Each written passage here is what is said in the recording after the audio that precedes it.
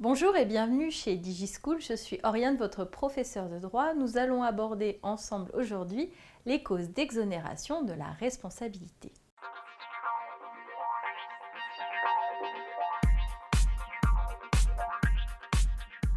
Une fois que le fait générateur de la responsabilité a été prouvé, une fois que la responsabilité d'une personne a été reconnue, eh bien cette dernière peut s'exonérer de sa responsabilité tout de même.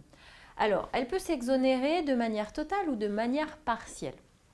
On peut avoir comme cause d'exonération la force majeure, le fait d'un tiers ou bien encore le fait de la victime.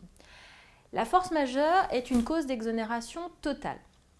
Un événement qui est insurmontable, imprévisible et extérieur a entraîné le dommage. Alors, exemple, une chute de neige ou une tempête ou une grève surprise. Eh bien, dans ce cas-là, la personne sera exonérée totalement de sa responsabilité.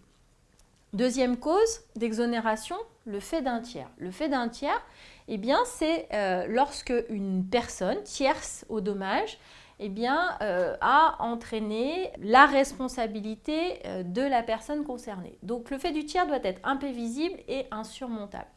Selon ce fait, eh bien, l'exonération sera totale ou bien partielle. Exemple, c'est tout simplement une personne qui vous pousse, vous tombez, vous êtes blessé, mais cette personne avait été elle-même poussée par un tiers. Et bien dans ce cas-là, on peut parler du fait d'un tiers.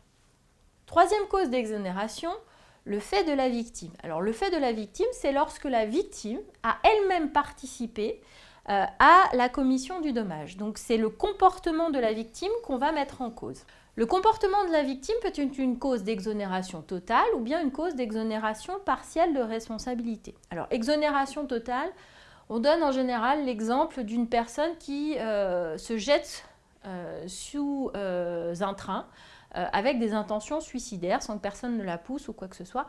Eh bien, en général, la responsabilité de la SNCF n'est pas engagée sous réserve effectivement d'examen des autres faits. C'est une exonération totale de la responsabilité. La SNCF ne peut pas être reconnue responsable. On peut également avoir une exonération partielle de responsabilité.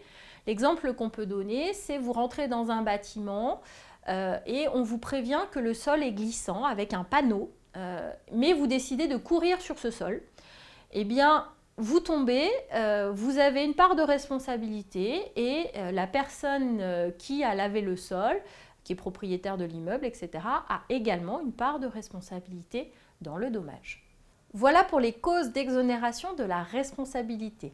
Je vous invite à consulter nos autres documents et nos autres vidéos sur notre site internet. Je vous dis à bientôt sur DigiSchool.